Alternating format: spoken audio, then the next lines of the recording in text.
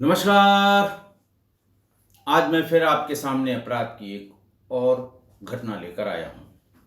आज के अपराध की घटना हालिया है, बिल्कुल हाल फिलहाल की है।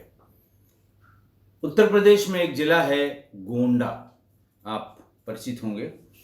गोंडा जिले के इटिया थोक थाने से दलपतपुर गांव, जिसे खटकन का पुरवा भी कहते हैं, वहाँ से सुबह सुबह 6:30 बजे के आसपास एक फ़ोन कंट्रोल रूम पर भी गया, यानी 112 पे, और दूसरा इंस्पेक्टर इटिया थोक के पास भी गया। फ़ोन में यह बताया गया कि गांव के ही एक नाबालिग लड़के 15 साल के मनीष यादव की किसी ने हत्या कर दी है। बांस कोठी के पास खेत में उसकी गर्दन कटी हुई लाश पड़ी हुई है। पूरा गांव तब तक इकट्ठा हो गया था। पुलिस तमाम दल बल के साथ वहां पहुंची। एसपी गोंडा विनीत जायसवाल भी मौके पर पहुंचे। वहां पर देखा कि उस बच्चे की गर्दन कटी हुई है, शरीर पर गहरे घाव के निशान भी हैं। लगता है जैसे किसी धारदार हथियार से उस पर हमला हुआ हो। मनीष यादव, जिसकी उम्र 15 साल थी, उसके पिता ने एक तहरीर दी थाने पर, जिसमें लिखा कि अज्ञात व्यक्तियों ने मेरे बेटे की हत्या कर दी है। खैर, पुलिस ने जो अपना प्रपंच होता है वो पूरा किया।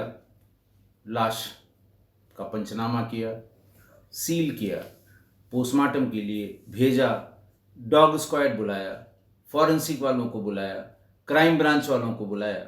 ये अपना काम कर रहे थे, वो अपना काम कर रहे थे, लेकिन कुछ भी पता नहीं लगा। विनीत जायसवाल ने 3-4 टीमें वहाँ पर लगाई इस केस के खुलासे के लिए, क्योंकि लड़का छोटा था, उम्र में बहुत कम था, और वहाँ आसपास के लोगों में रोष व्याप्त था इस हत्या को लेकर। पता करते करते सभी टीमों ने अपना पता किया।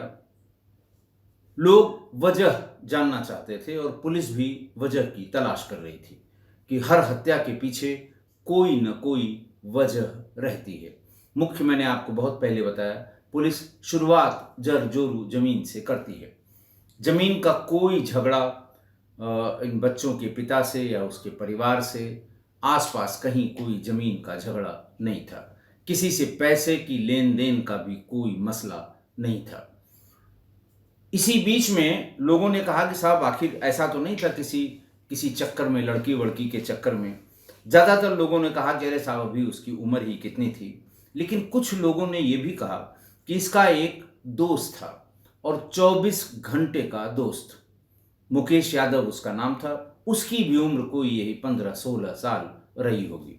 ये दोनों सुबह उठते ही एक साथ हो जाते थे, कहीं जाना हो एक साथ जाते थे, एक साथ आते थे, और एक साथ खेलते थे, एक साथ उठते बैठते थे। अगर इस तरह की कोई बात होगी तो मुकेश की जानकारी में जरूर होगा। पुलिस ने अपने लोगों को बताया कि मुकेश को ढूंढ कर ले आइए, उससे जानकारी करने का प्रयास किया जाता है।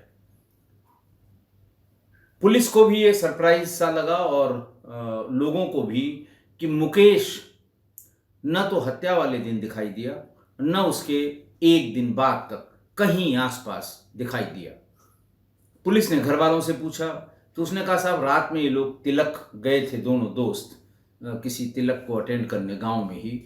उसके बाद लौट कर आए, उसके बाद से पता नहीं वो कहाँ चले गए। लड़के की, मतलब मनीष की लाश मिल गई, और वो कहाँ गया इसका पता नहीं है। बल्कि वो ये भी कहने लगे कि ऐसा तो नहीं है, उसकी भी कहीं लाश मिल जाए। पुलिस थोड़ा सा सशंकित भी हुई, और थोड़ा सा ये लगा कि लगता है उसके हाथ कोई क्लू मिल गया है। पुलिस ने सारी टीमें लगाईं।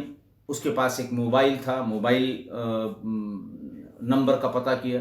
वो अपने बड़े भाई का मोबाइल लेकर गया था।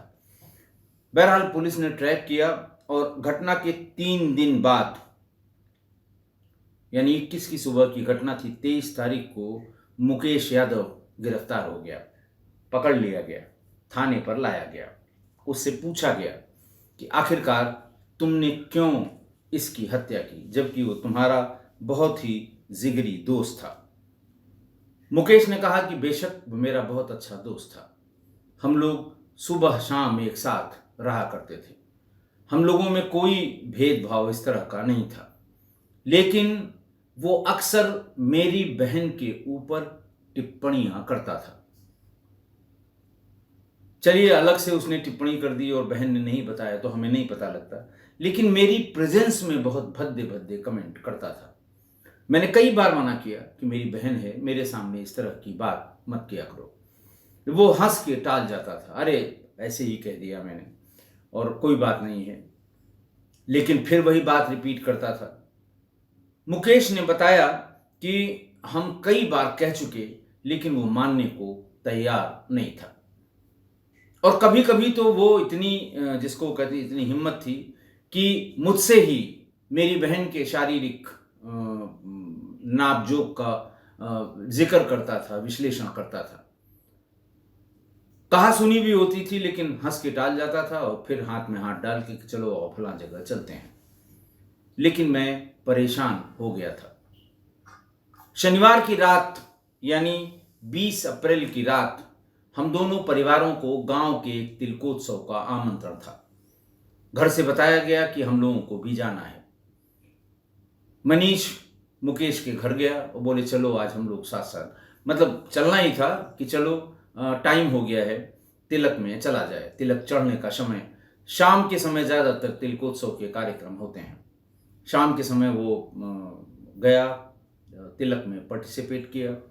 फिर जो लोग आए थे उनको खाना खिलवाने का जिम्मा, जो यंगस्टर्स होते हैं, नए लड़के होते हैं, वही खाना परोसना, सामान ले आना, ले जाना, रखना, उठाना, तिलक चढ़ाने वालों की आओ भगत करना, ये गांव के लड़कों के जिम्मे लगाया जाता है।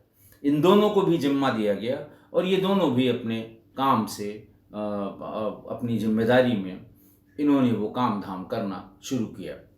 रात कोई 12 साढ़े 12 बजे के आसपास जब सब काम खत्म हो गया तो दोनों एक साथ वापस लौटे। मनीष अपने घर चला गया, मुकेश अपने घर चला गया। आधे घंटे बाद मुकेश फिर से मनीष के पास गया और उससे कहा कि ज़्यादा खाना खा लिया है, आओ चलो एक बार शौच क्रिया कर लेते हैं, नहीं तो रात में दिक्कत होगी। दोनों एक साथ वहाँ से गए और जैसे ही गांव के थोड़ा बाहरी किनारे पर पहुँचे, बांस की कोठी के पास, मुकेश ने कहा कि मैं 2 कदम पीछे हो गया। वो आगे चल रहा था, मैंने पीछे अपनी अंटी में खोसे हुए बांके को निकाला और उससे उसके गर्दन पर वार कर दिया पीछे से। उसने भागने की कोशिश की, दौड़ाया, थोड़ी देर में जब गिर गया तो उसकी गर्दन काट दी और शरीर पर अलग अलग जगहों पर ढेर सारे निशान, ढेर सारी जगहों पर उसी बांके से वार किया। जब ये इत्मीनान कर लिया कि अब ये मर गया है तो वापस आया, कपड़े बदले और उसके बाद फिर फरार हो गया। करीब 2 बजे के आसपास वो घर से निकल गया। रात में जब घर नहीं लौटा मनीष यादव यानी मृतक, तो सुबह 4 बजे के आसपास लोगों ने ढूंढना शुरू किया कि ये तिलक से कितने बजे लौटे थे। पूछताछ की गई तो लोगों ने बताया वहाँ जिनके यहाँ तिलक था कि 11:30 बजे तक इन लोगों ने खाना खिलाया है। फिर दोनों एक साथ वापस लौटे हैं। मुकेश के बारे में उन लोगों ने पता किया तो उन्होंने कहा कि साहब वो भी सवेरे से नहीं लौटा है। लेकिन इसी बीच 6 बजे शौच जाने वालों ने उसकी मनीष की बॉडी देख ली, जिसकी गर्दन कटी हुई थी। हाहाकार मच गया, घर में रोना पीटना मच गया। पुलिस को इत्तला हुई, पुलिस आई, पुलिस ने पंचायतनामा, पोस्टमार्टम आदि की कार्रवाई शुरू की। उसके बाद एक दिन तक जब कुछ पता नहीं लगा, पुलिस तमाम एंगल्स पर जांच कर रही थी, तो पुलिस को मुकेश की याद आई। लोगों ने बताया कि अगर साहब कोई लड़की का एंगल होगा वो सिर्फ मुकेश ही बता सकता है। लेकिन पुलिस ने ढूंढवाया, मुकेश अपने घर में घटना की रात के बाद से ही नहीं आया था। शंका लाजमी थी। पुलिस ने उसके भाई का एक नंबर जो उसके पास उस दिन था उससे ट्रैक करके फाइनली 23 तारीख को उसे गिरफ्तार कर लिया। इटियाथोक के थानाध्यक्ष जो थे विवेक त्रिवेदी, उन्होंने फिर डिटेल में उससे पूछताछ की और बाद में जो एसपी साहब थे विनीत जायसवाल, उन्होंने इसकी एक प्रेस कॉन्फ्रेंस की। गिरफ्तार करके उसकी भी उम्र 16 साल से ज़्यादा नहीं थी, जिसने हत्या की थी मुकेश यादव ने। बहरहाल उसे गिरफ्तार किया, उसे पकड़कर और फिर बाल सुधार गृह में पहले कोर्ट के सामने, जो जुवेनाइल कोर्ट है उसके सामने प्रस्तुत किया गया और बाल सुधार गृह में भेज दिया गया। आज की घटना, दो दोस्त, दोनों नाबालिग, दांत काटे की रोटी थी उनकी, मतलब लोग कहते थे कि सब बड़े अच्छे दोस्त हैं। उनमें से एक दोस्त की बुरी नजर उसकी दूसरे दोस्त की बहन पर पड़ गई। आते जाते वो उस पर कमेंट करने लगा। कभी कभी अपनी दोस्त की प्रेजेंस में ही उसकी बहन के बारे में बेहूदी टिप्पणियां करता रहा। कई बार मुकेश ने उसे टोका कि मेरी बहन है तो तुम्हारी भी बहन है, तुम्हें ऐसे कमेंट नहीं करने चाहिए, मत किया करो ऐसे कमेंट, और कम से कम मेरे सामने तो बिल्कुल मत किया करो। लेकिन वो मानने को तैयार नहीं था और कभी कभी तो सारी हदें पार करके बहन के बारे में, अपने दोस्त की बहन के बारे में दोस्त से ही उसके बॉडी कंस्ट्रक्शन डिस्कस करने लगता था। ऐसे में दोस्त का गुस्सा लाजमी था और वो धीरे धीरे भाई के लिए असहनीय होता गया कि दोस्त अपनी तरफ, लेकिन बहन के बारे में इस तरह की बेहुदा टिप्पणी ये अपनी तरफ। और हर बार जब वो आपत्ति करता था, डांटता था, चिल्लाता था, गुस्सा करता था, झगड़ा करता था, तो वो हंस के टाल देता था मनीष, लेकिन आदत से बाज नहीं आ रहा था। तभी मुकेश ने सोच लिया कि ये ऐसे नहीं मानेगा, दोस्ती अपनी जगह और बहन की इज्जत अपनी जगह। करीब 12 दिनों से वो इस मौके का इंतजार करता रहा कि कब मौका मिले, कब इसको सबक सिखाऊं। इसी 12-15 दिनों में जब भी वो रात में कहीं जाता था तो बांका अपने साथ पीछे पैंट में खोस के, ऊपर से शर्ट करके बांका अपने साथ ले जाया करता था। मनीष ने 1-2 बार उसे टोका भी कि रात में तुम बांका लेके कहाँ चलते हो। तो उसने कहा इसलिए चलता हूं कि कोई जंगली जानवर आ जाए या रास्ते में मिल जाए, हम 2 लोग होंगे तो उससे मुकाबला कैसे होगा जब तक कि हाथ में कोई हथियार न हो।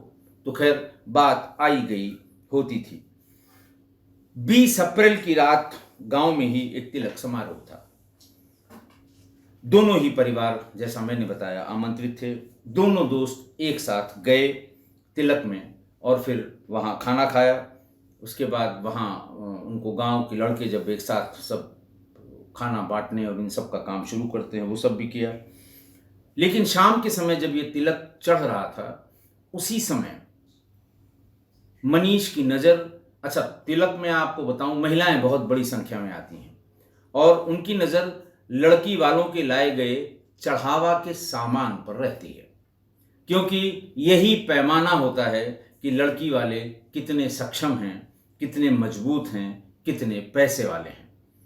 वो जब तक चढ़ावा का पूरा सामान नहीं देख लेती, महिलाएं और लड़कियां वहां से हटती नहीं हैं।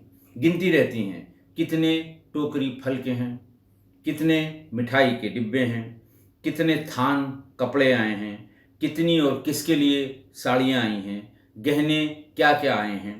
ये सब गिनती रहती हैं तिलक में कि भाई क्या क्या आया है। उससे वो अंदाज लगाती हैं कि लड़की वाला कितना पैसे वाला होगा। इसी समय मनीष की निगाह एक लड़की पर पड़ी।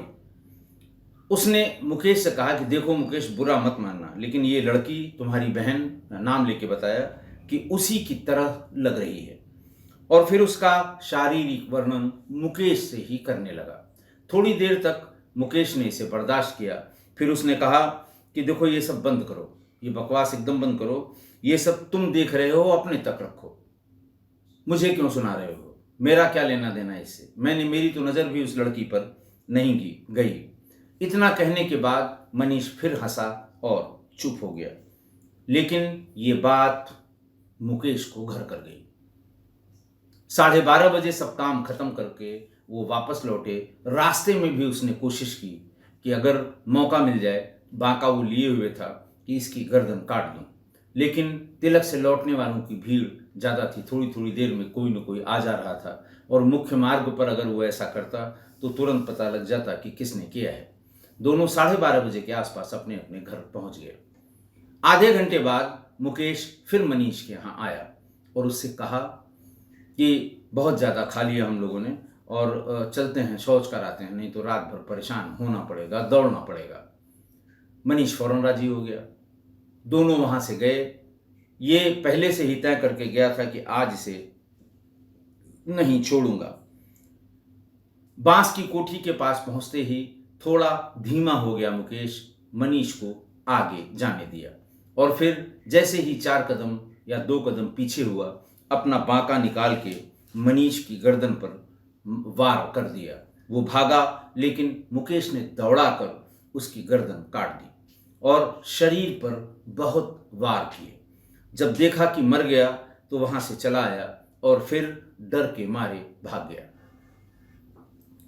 देखिए, इसमें सबको ये ध्यान रखना चाहिए कि अगर कोई भी, खासकर बहुत नज़दीकी दोस्त या बहुत नज़दीक रहने वाला, चाहे वो रिश्तेदार ही क्यों न हो, वो घर की महिला सदस्य, चाहे बेटी, बहन, पत्नी, किसी के बारे में बेहूदी और अंतरंग बातें करने लगे तो समझ लेना चाहिए कि उसके मन में खोट है।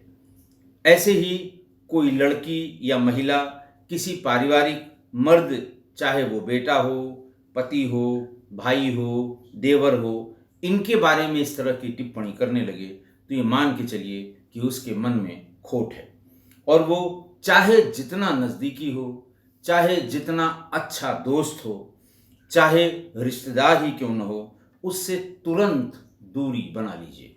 तुरंत का मतलब तुरंत दूरी बना लीजिए। उसे बर्दाश्त बिल्कुल मत करिए, वरना धोखा होने में समय नहीं लगेगा। आशा है आप मेरी इस बात से सहमत होंगे। आज के लिए इतना ही। बहुत बहुत धन्यवाद।